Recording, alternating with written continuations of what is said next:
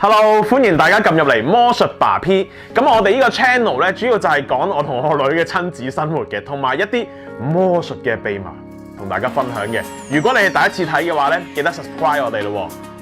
跟住落嚟咧就係3分鐘魔術教室。如果你想用3分鐘學識一個魔術，繼續睇落去啊！噔噔！今日咧我哋呢個魔術淨係用到呢2樣物品嘅啫。首先就係一個大叔好驚嘅氣球，好，不過需要你幫手啊！幫我揸住佢先，輕輕。會，我哋仲有，哇 ，Nice Sarah， 係啦，一把光。OK， 我中意睇部戲嘅喎。準備好未？嚟咯，先。會。哦，好，得。等乜嘢唔等啊？會。哇！揸住。哇，唔爆啊！揸住佢。係啦。哇！試我咩你？其實好勁喎，點整㗎？你穿過仲唔爆喎？好想學係咪？係啊。好，即刻教俾大家點樣玩。好啦，究竟呢個魔術點樣玩嘅咧？點樣可以用一支針穿過一個氣球，佢又唔會爆咧？首先我哋要準備一啲針啦。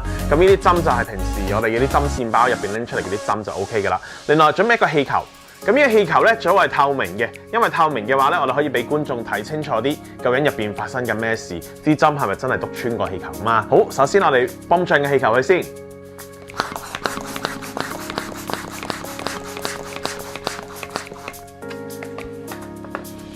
好啦，泵脹咗個氣球之後咧，我哋仲需要一樣好緊要嘅嘢，就係膠紙啦，咁其實咧，我哋呢個魔術嘅最大嘅秘密咧，就係用到膠紙一樣嘢嘅。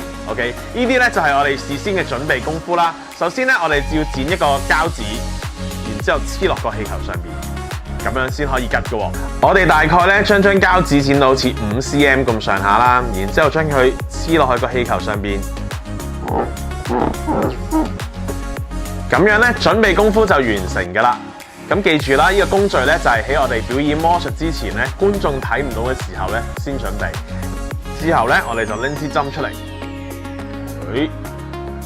就對住有膠紙嘅位置吉落去，咁樣吉咗啲針落去咧，個氣球都唔會爆嘅喎。就掹翻出嚟，咁成個魔術就完成㗎啦。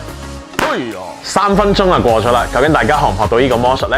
如果對於呢個魔術有咩問題呢，歡迎喺下邊留言俾我，咁我會一一解答大家嘅疑難嘅。另外，記住訂閱魔術爸 P 啦，因為咧我哋跟住落嚟咧會教大家好多用3分鐘都可以完成嘅簡單小魔術。玩完呢啲魔術，記得同你嘅朋友分享喎。咁啊，下次再同大家見面啦，祝大家聖誕快樂！